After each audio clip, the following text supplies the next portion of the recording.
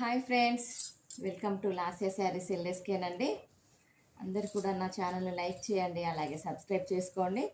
ఈరోజు మేము వేర్ చేసిన క్లాత్ వచ్చేసి కలంకారీ ప్యాటర్న్ అండి. ఇందులో కలర్స్ అన్నీ కూడా చాలా అంటే చాలా బాగున్నాయండి. మంచి లైట్ వెయిట్లో ఉన్నాయండి.